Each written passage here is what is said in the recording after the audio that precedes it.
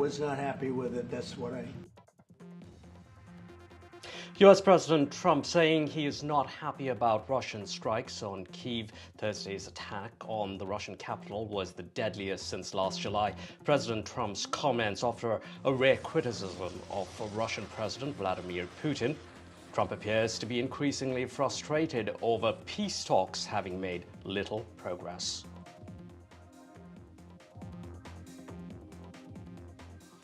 Amid the tariff wars, President Trump says Chinese President Xi called him, but Beijing says the U.S. should stop creating confusion. No tariff talks are taking place. Meanwhile, as U.S. Vice President Vance wrapped up his India visit, the U.S. Treasury Secretary is said to have told journalists India may be the first to sign a trade deal with Washington, a move that could avoid 26% tariffs.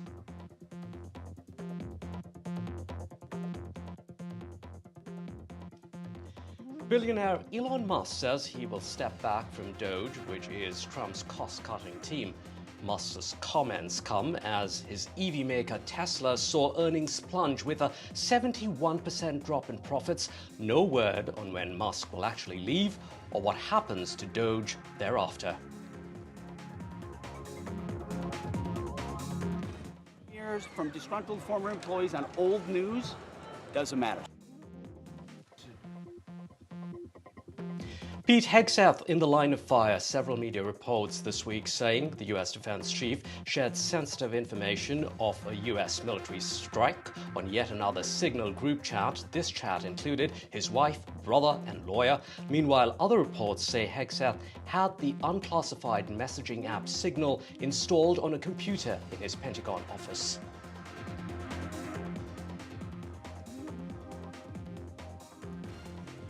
The head of the U.S. National Science Foundation has quit. Sethuraman Panchanathan was selected by Trump for the role during his first term. The agency is tasked with advancing scientific discoveries and has seen pressure from Doge to cut spending. Panchanathan says he has done all he could at the department.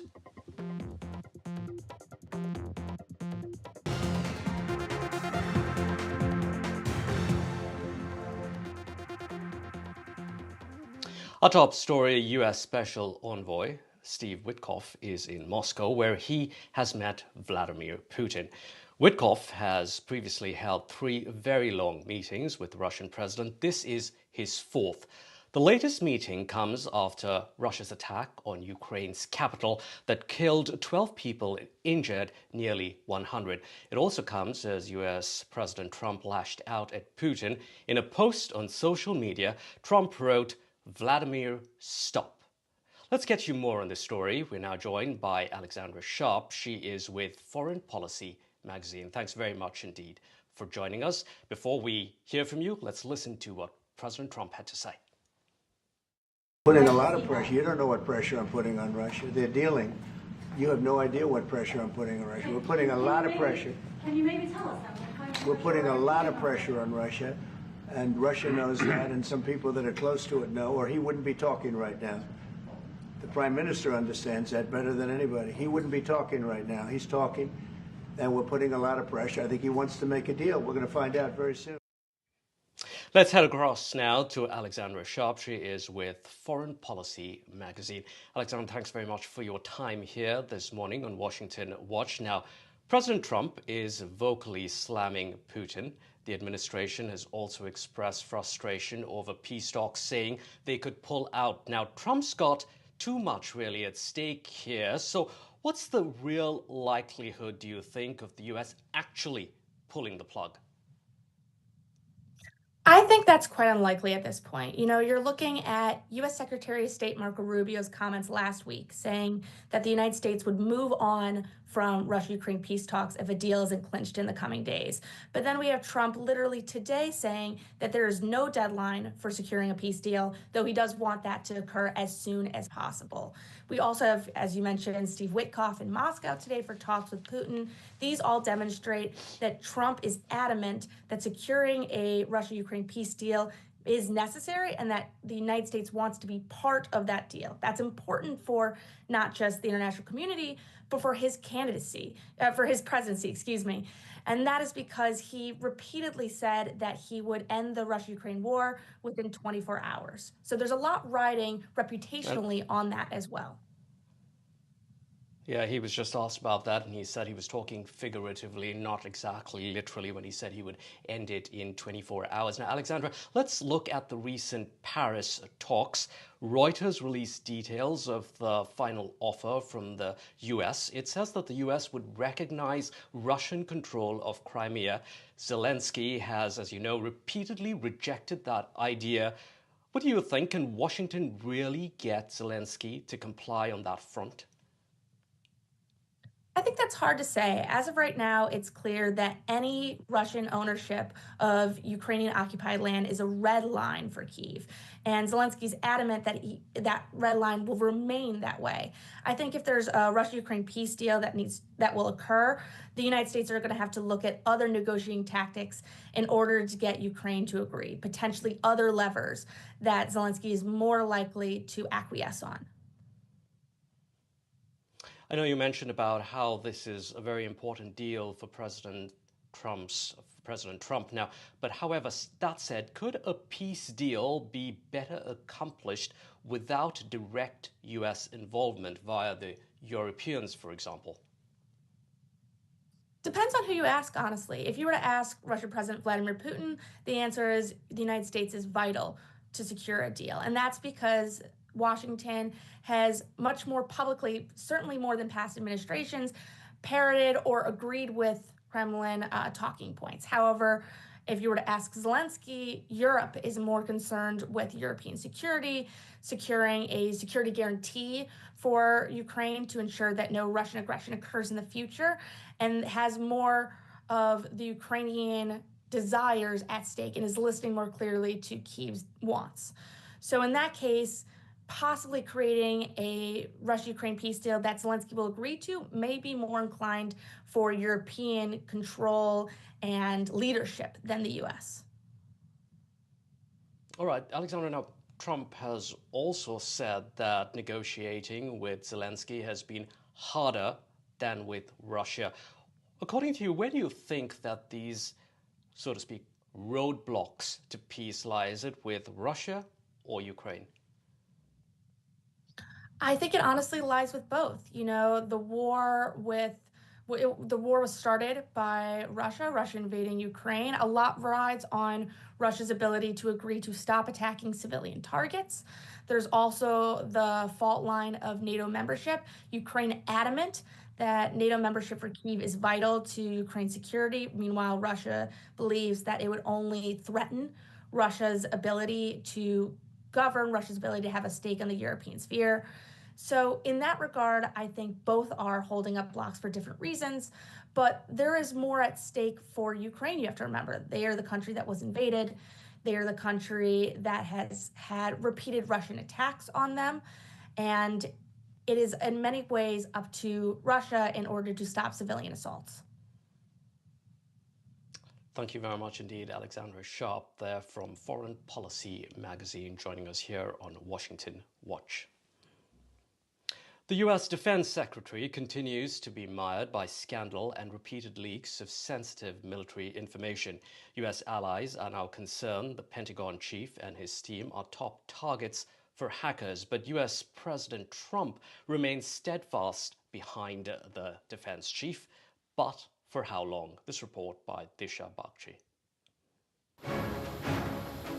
Defense Secretary Pete Hegseth, whose name is rarely far from headlines, has more than a PR problem on his hands. After a tumultuous confirmation process where President Trump was forced to put his political capital on the line, Hegseth, a former Fox News anchor, has led the Pentagon into chaos in just 3 months in office. The commander of the most powerful military in the world is known more as a drama magnet than a credible security voice. From leaking Yemen war plans with Atlantic editor-in-chief Jeffrey Goldberg, sharing classified war details in a family group chat, allegedly briefing Elon Musk about war plans against China, and his own hand-picked aides turning against him, revealing the turmoil at the Pentagon. to more reports indicating that he had installed the unclassified messaging app Signal secretly in his Pentagon office. Hexit is attracting more scandal than one can sweep under the rug. Yet rather than being on defense mode, he remains steadfast on his ambitions to shake up the US defense establishment. Sir, about the Signal chat controversy. You know, what a big surprise that a few leakers get fired and suddenly a bunch of hit pieces come out from the same media that peddled the Russia hoax. Won't give back their Pulitzers. They got Pulitzers for a bunch of lies. Pulitzers for a bunch of lies. And on hoaxes, time and time and time again. Despite Hexit's repeated blunders and leaks, President Trump so far is standing firmly behind him. Do you remain confident in XF? Do you remain confident in XF? Oh, total. President Trump.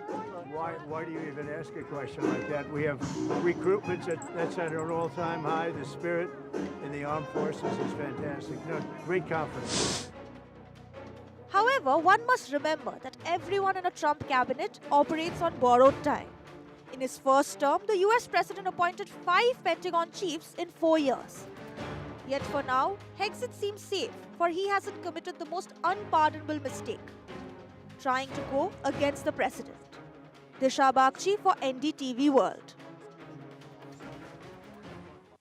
Tensions between India and Pakistan ratcheting up. Indian and Pakistani forces have exchanged fire along the LOC, or line of control, which separates the two countries.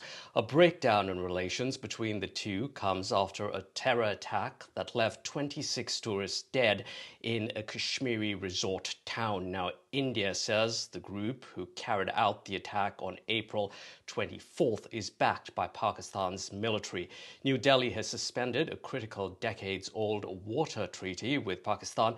It's also expelled diplomats and shuttered a key border crossing.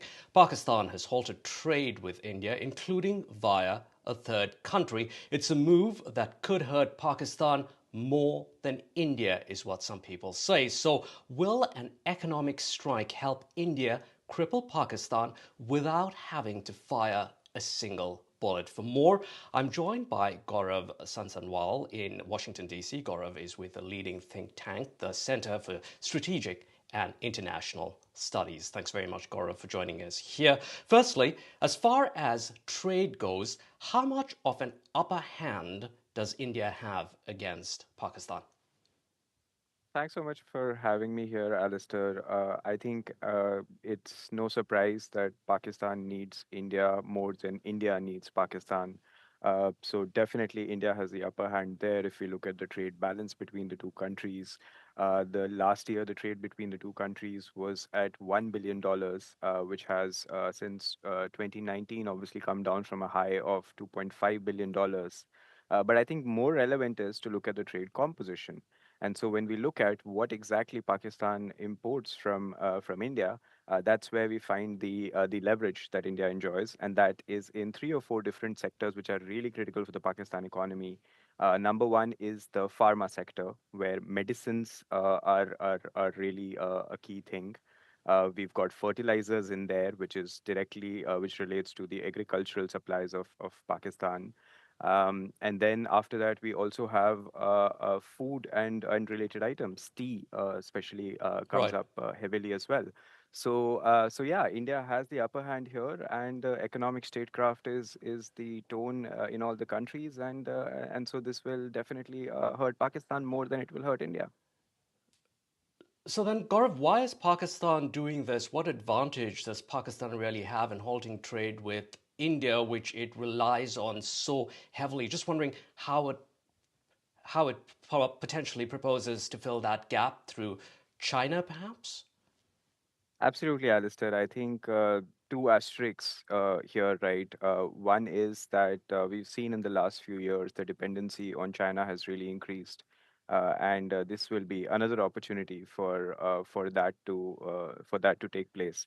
The second thing is, since 2019, much of the trade was already disrupted, and as we know, businesses often find a way of adjusting to trade realities. And so we've seen through third-party countries like UAE, Singapore, Sri Lanka, trade still happening with Pakistan, which has already made some of those items more expensive for Pakistan.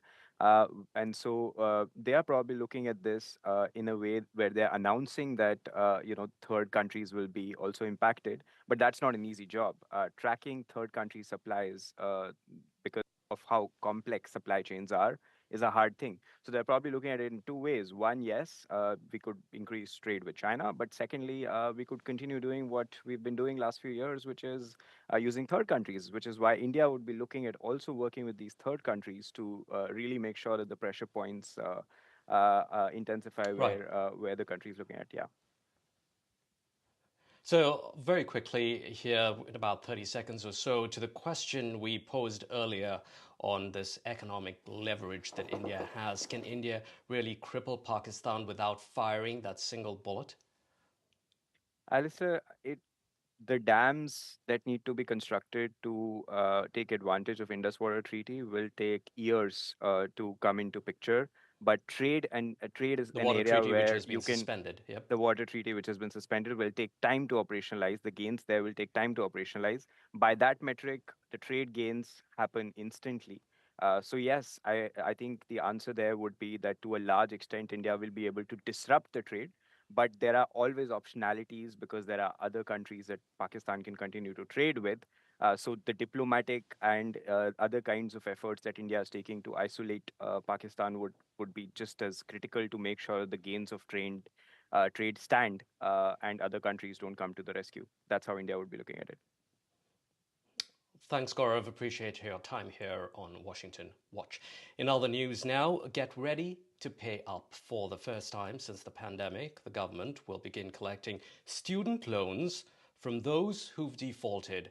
Going into default refers to those students who haven't made their loans or paid their loans in 9 months. How many students are we talking about here in the US? Over 5 million, according to the Education Department. It's part of the White House's efforts to shut down Biden-era programs to forgive student loans. Let's take a closer look at the story. We're joined now by Durya Dinojwala. She has many years of experience in creditors' rights and bankruptcy litigation. Durya, thanks for your time here. Now, the Trump administration has said if students refuse to pay, they will seize their wages, pensions, or tax deductions and use those payments towards the unpaid loans. How practical is this, taking wages out of a person's paycheck and then using that to pay off those debts owed to the government?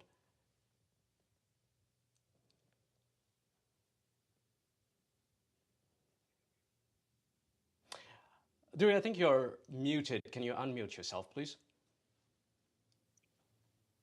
Good morning to your US viewers and good evening to the viewers in India. I think this is a huge problem because federal student aid is usually taken by people who are in the low income or the middle class Americans in the United States. It's a very easily available loan from the government where 100% of people who apply actually receive it. So having them paying this back. And the other issue is that student loans, unfortunately, cannot even be wiped out in bankruptcy. So even if you are unable to pay your debt, the problem is that student loans are exempt and they cannot be discharged unless the student proves that there is undue hardship to the court in a bankruptcy situation. So it is a problem if people are not making enough money, or there have been students who actually took those loans and they dropped out of college. So they never got the degree, but now they have this huge student debt, which is out there. So technically, sure, the and they may government also be yes. working in Yes. potentially these small jobs, Durya, and the government saying that they could potentially approach these employers, is what I understand, and get a That part is of that correct. paycheck to pay these debts. How is that going to work, really?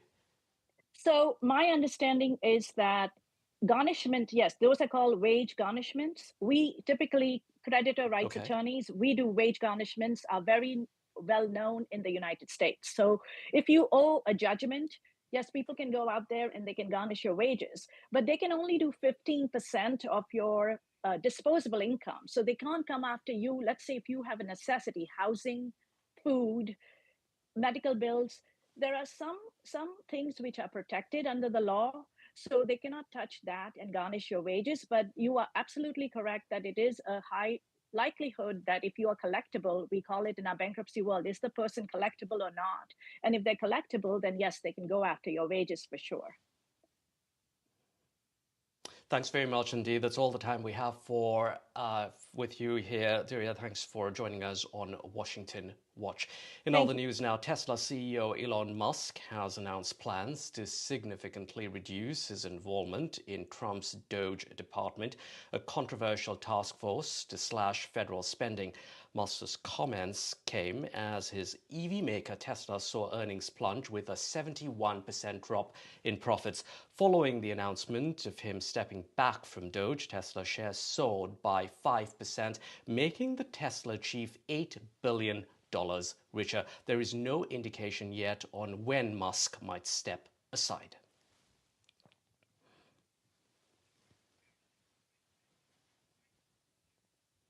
"50 heads of state and 10 monarchs are expected to attend the funeral of Pope Francis on Saturday. That includes US President Trump and Ukraine President Volodymyr Zelensky, amongst many others. The pontiff died on Monday this week at the age of 88. He was the first non-European pope in nearly 13 centuries and the first ever from Latin America. Around the world, people are mourning the death of Pope Francis, including many Malayali Catholics at a church I visited in Virginia. Risorgere con lui, aspergiamo il corpo del nostro Papa.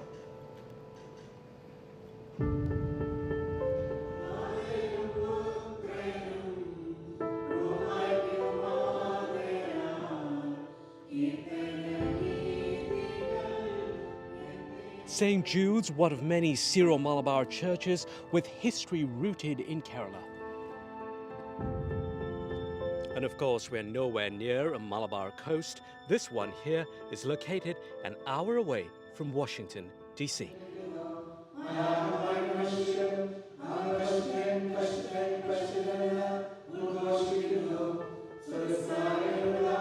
The mood inside St. Jude's is somber.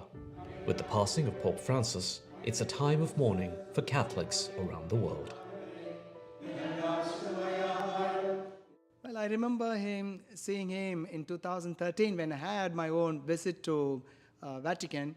One thing that I learned from his personal is this: he had a desire to be simple and desire to show care and mercy and love to poor. As an Indian, I would say it was during his time that the great personalities like Mother Teresa, Evu Prasya from my state Kerala, Deva Sahayam Pilla, those great personalities were made as saints. So it really connects with me. Pope did a lot of good things for the gay people. Church was not supporting the gay people. You know, he did not accept as the marriage into the church, but he blessed them. That really touched me. He meant a lot of things, he meant so much to me. I feel kind of sad. He stood up for the poor. He was a brave leader. He had true leadership through the Catholic community. Are you going to miss him? Yes. After the funeral of Pope Francis, a group of 135 senior-most figures of the Catholic Church called cardinals will vote in secret for the next pope. It usually takes about 2 to 3 weeks, sometimes even longer, to reach agreement on who will lead the Catholic Church next. I'm from an Asian country. I'd really love to see someone who is of the same region. You know, I hope that if someone comes from Asia, that would be a great joy for us. Pope Francis was very vocal about things that he did not like. Most recently, he was critical of the Trump administration as far as migrants and the crackdown on migrants are concerned. Do you hope that the next pope will also be as vocal? Well, each one is unique. Each one has got his own way of thinking and taking decisions. Have a say in current world's situation is a need. So yes, I definitely would like the future pope to be outspoken. Amongst the frontrunners as the next Pope, Europeans, yes, but also in the mix, Africans and an Asian as well. For NDTV, Allister D'Souza, Chantilly, Virginia. That's it for Washington Watch. I'm Allister D'Souza.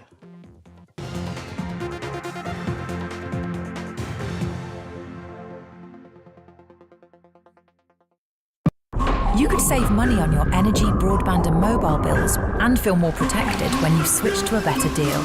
Switch and save now at uswitch.com. At Direct Line, we know that for multi-property landlords, sometimes the tiniest of things can turn into way bigger problems. From niggly contract issues to keeping up with ever-changing legislation. That's why Direct Line's landlord insurance offers a 24/7 legal helpline as standard. Because a call with someone could help to make the hairiest of problems feel that little bit smoother. Search Direct Line Landlord Insurance. We're on it.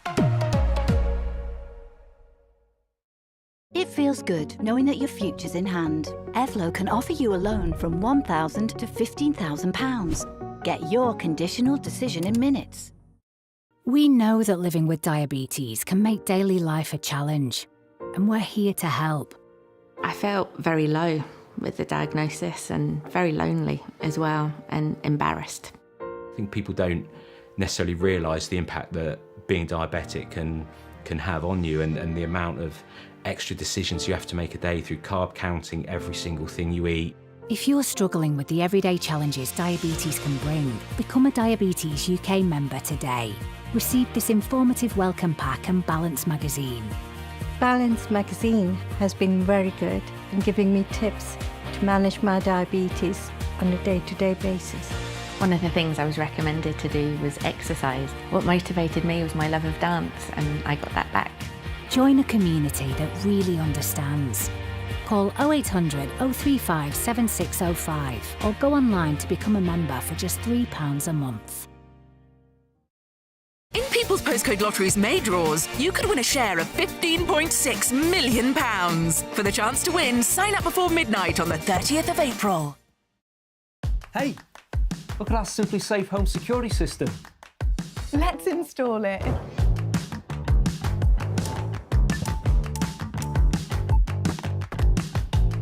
We need a camera. What for? The collectibles. What? Now you've got a camera each. Yay! Systems start from under £200 when you buy a professional monitoring plan. There's no safe like Simply Safe.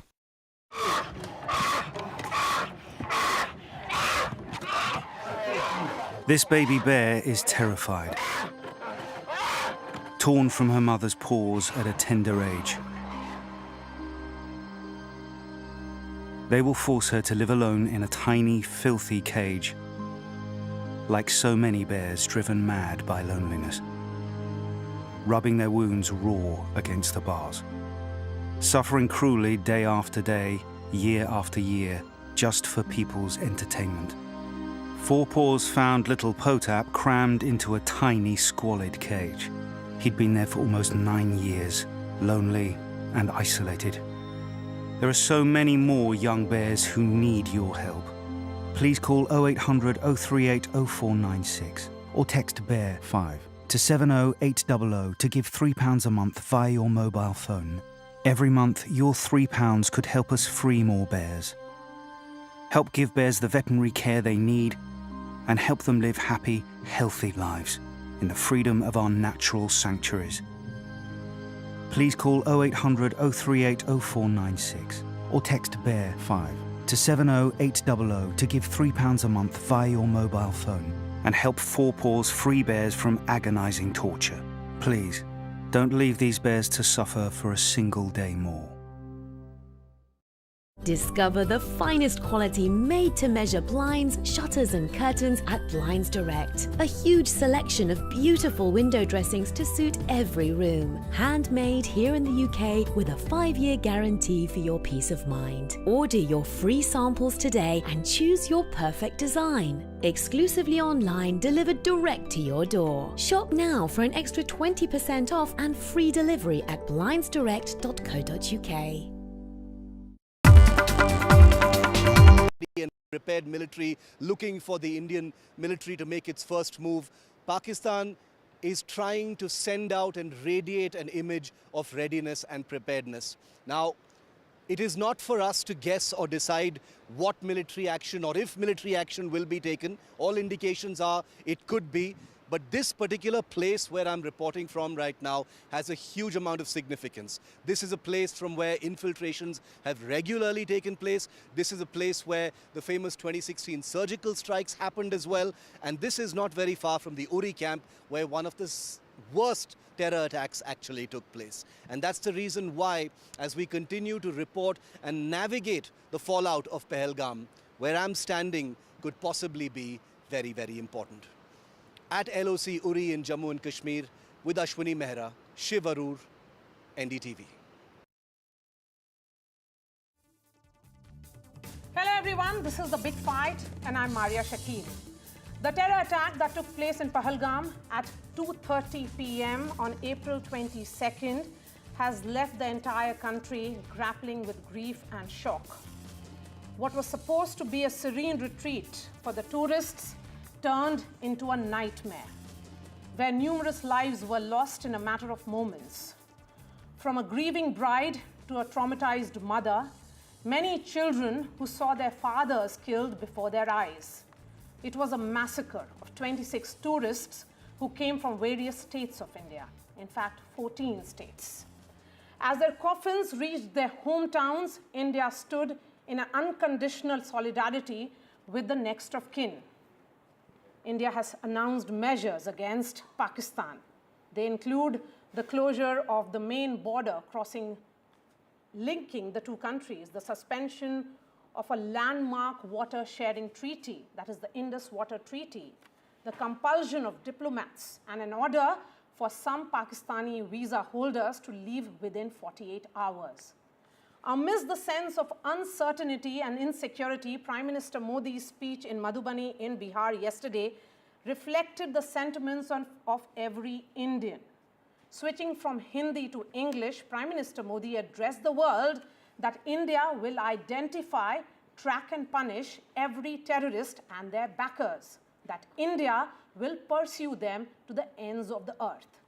Within minutes, the world leaders, from French President Emmanuel Macron to Israeli Prime Minister Benjamin Netanyahu, to King Abdullah of Jordan, to Japanese Prime Minister Shigeru Ishiba, called Prime Minister Modi to convey that they stand firmly with India to strengthen counter-terrorism efforts. In fact, today, Tulsi Gabbard, who is the Director of National Intelligence in the Trump administration, said that they will support India to hunt down those responsible for this heinous attack. As the chorus grows from within the country and support comes from outside, what will be India's next move? Let me bring in the guests on The Big Fight tonight. We have Nikunj Garg, Senior Managing Editor of NDTV, joining me here in the studio. Vikram Sood is former RAW Chief. General VP Malik is former Chief of Army Staff. We have Ajay Sahni, Executive Director, Institute for Conflict Management and South Asia Terrorism Portal. Lieutenant General S.L. Narasimhan is joining us. We have Professor Swasti Rao. Shashank is former Foreign Secretary. Adrian Calomel is Fellow of Arabian Peninsula Institute. And John Rosso is a National Security Analyst who joins us. Nikunj, I'm going to begin with you. As a journalist who has reported on the surgical strikes and also on the aerial strikes which were carried out by India post the Uri and Pulwama attacks, in the past, how do you sense the security apparatus in the last 72 hours, and particularly after the Prime Minister's speech yesterday? Well, look, Maria, the reaction from the political establishment, the security establishment hasn't obviously spoken out in open as they usually don't, is quite clearly indicative of one fact. And that fact is that the response would be certainly surmounting and certainly much more punishing than the previous ones. Whether that response comes in quickly, in a matter of few hours from now, or whether it comes in some time. That, of course, will be decided by the operational commanders, to whom the political leadership gives the usual free hand when it comes to operational matters. That no political establishment usually tries to force or tries to push military commanders when these kind of decisions are to be taken.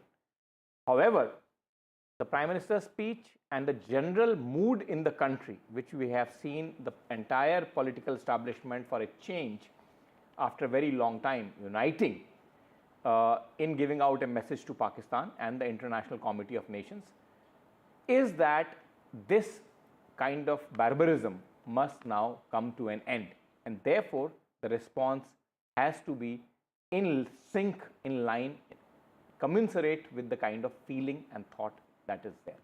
Okay, so coming to this conversation, Nikunj, so let me bring in John here. John, Pakistan says that diverting Indus Water Treaty is an act of war. It has suspended similar pact as well. So clearly all bets are off as far as these two countries are concerned. The elephant in the room, one would say, is also the reaction that can come from China.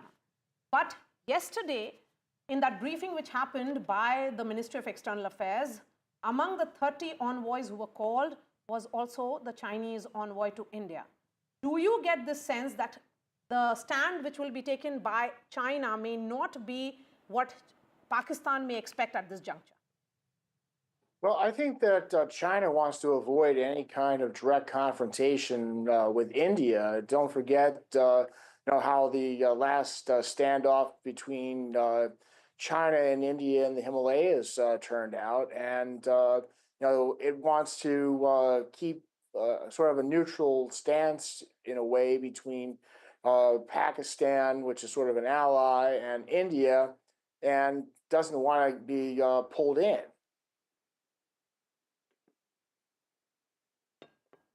John, my additional question to you would be here, the fact that China, of course, has its own challenges, security challenges and non-security challenges at this juncture. But remember, they have an all-weather friendship with Pakistan, and a lot can be done on the sly. A lot of information sharing, a lot of movement information of Indian assets can be passed on to Pakistan by the Chinese, is what the sense of the security and the strategic establishment is, even while they try to maintain a neutral posture overtly. Do you think that should be a matter of concern for the Indian strategic planners? Well, when it comes to like intelligence and things of that sort, of course. I mean, the Chinese are the 800-pound gorilla, in the region, and with their connections, they can provide intelligence about Indian plans, Indian movements, and so forth to offset some of the weaknesses of Pakistan's military. So I think that China won't overtly, be pushing to get involved militarily or so forth, but it could provide intelligence support to Pakistan, much as the U.S. is providing intelligence support to India.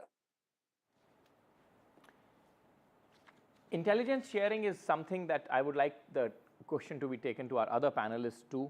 The fact, Ajay Sahni, the fact is that intelligence sharing is something that becomes critical when it comes to operations that India has in past undertaken against Pakistan, because element of surprise is something that every force would want to maintain in this case.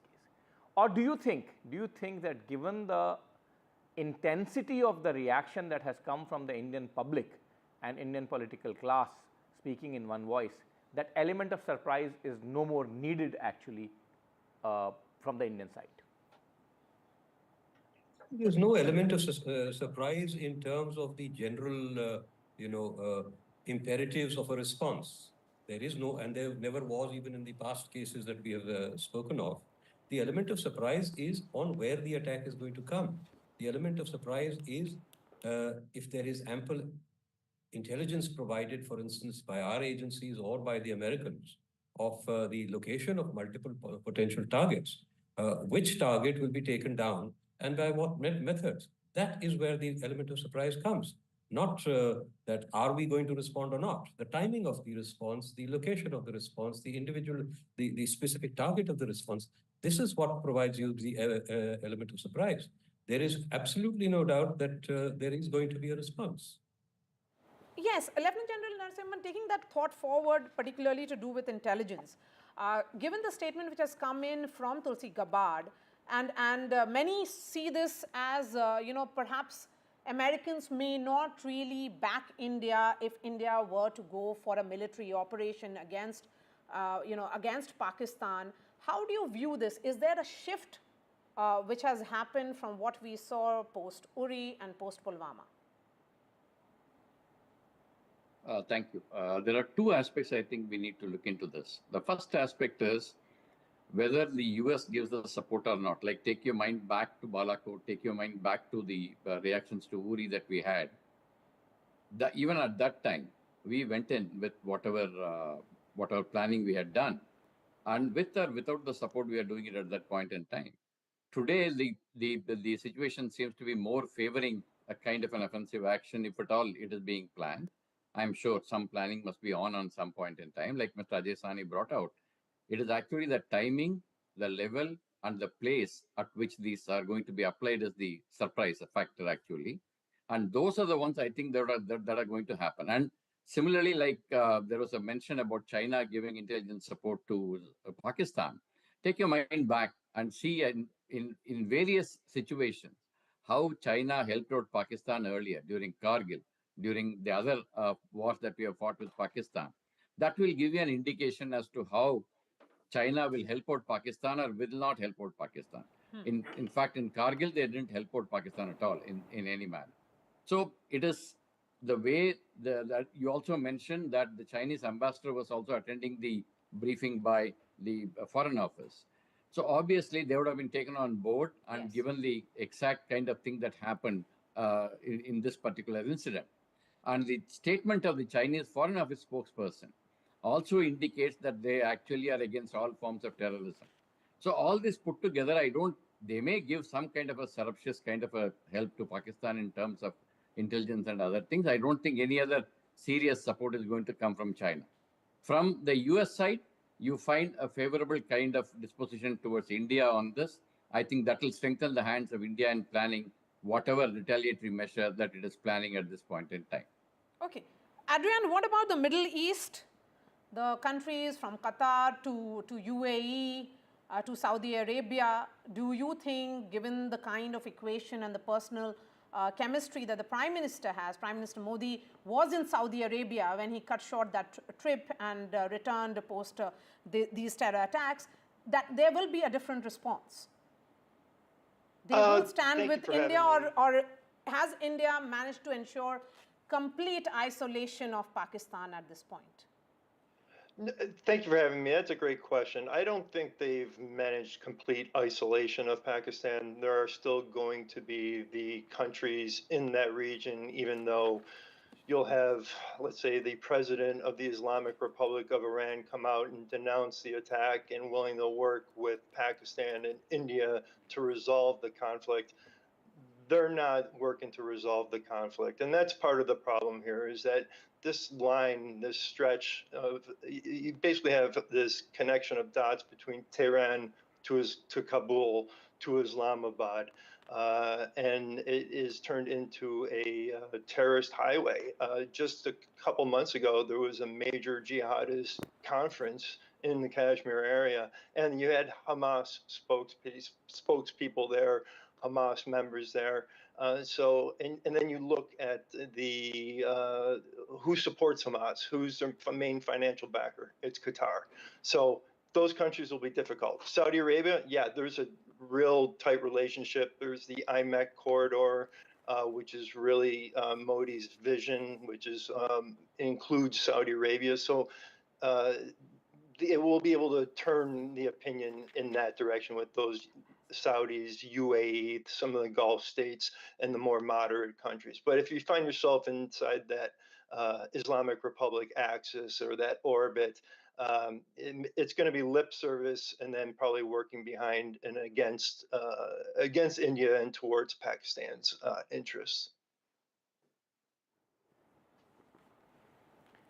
Let me also bring in the lady in the panel on the discussion, so to say. There's no debate here tonight. Professor Swasti Rao. Good evening. Yeah. Good evening, Professor. The evening, point, I was speaking to two experts yesterday, Lisa Curtis and one more gentleman, Richard Russo. I asked them one question that is probably the topmost in the mind of the Indian public currently, and that is that what would be the Indian response that will contain the intensity of the emotion that this country has, the emotional churn that the country has gone through, and that has also been reflected in the words of the Prime Minister when he was speaking. What can be that response? We have seen surgical strikes, we have seen air strikes on Pakistan in the past in lieu of the dastardly terror strikes that they have carried out. But what is there on the table additionally that India can do to try and ensure those words of Prime Minister actually translate into action? Yes, that's I think it's on everybody's mind, and I think there are 3-4 elements to it. And if you allow me the time, I'll just elaborate on them briefly. One thing is that what should be on the table. So as you can see, the mood of the nation is that we have to teach Pakistan a lesson because this is high time and Pakistan cannot really do what it has done. It has been completely audacious and this is completely unacceptable. So there is no doubt about the fact how nation is feeling. Now, with respect to what India can do, whether we choose to deter Pakistan or whether we choose